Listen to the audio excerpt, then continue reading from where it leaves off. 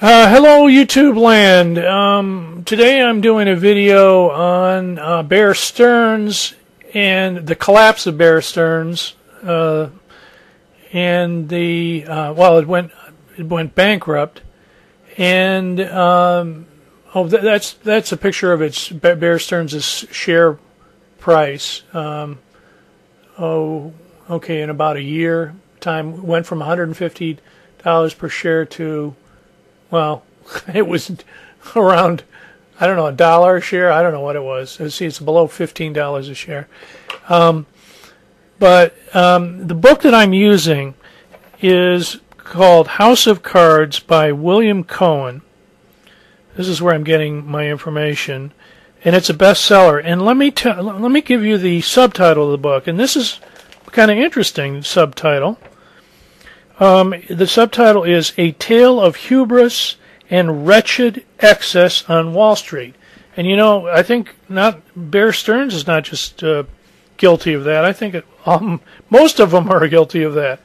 But let me just go over briefly, and let me just recommend the book. It's pretty well. It's well written, and it's about 300 pages long. But I would just pick up bits and pieces of it.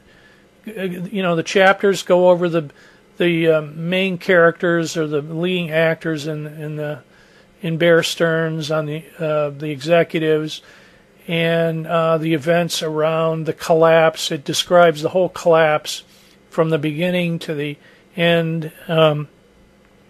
And let me start with, well, let me just describe Bear Stearns. I didn't know a lot of this stuff. It's 150 years old.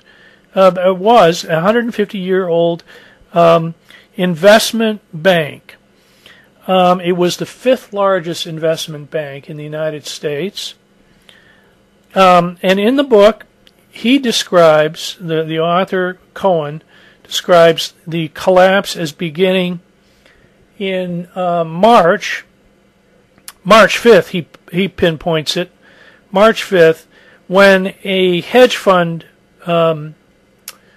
president of hedge fund named Bennett Sadeka announced on his website that he thought that Bear Stearns was in big trouble and that it couldn't meet their liquidity. There was no liquidity. There was no money. No money coming in, I guess. No, and he also Sadeka. I'm not sure how to pronounce it. Sadeka, said that Lehman Brothers was in trouble as well. So that was March 5th, 2008. And within, wow, you know, as you can see that graph that I showed you previously, boy, this stock just dropped. And let me just say here, this video isn't going to be that long, but Sadeka is well acquainted with companies on Wall Street that can go belly up. He was in the Drexel Burnham Lambert before it went bankrupt. And Drexel Burnham Lambert was the junk bond. And then from Drexel Burnham Lambert, Sadeka went to Kidder Peabody.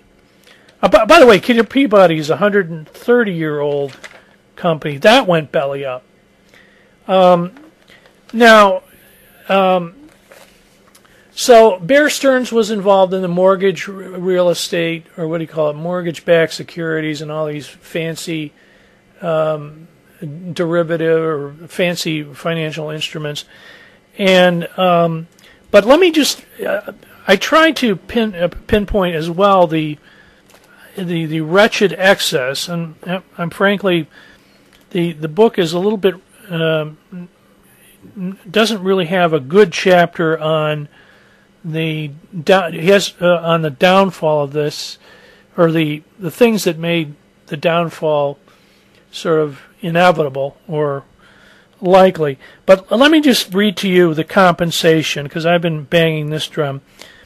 There was a compensation program for the top executives.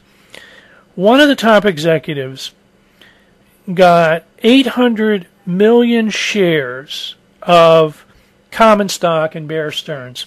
That's in 1 year, annual.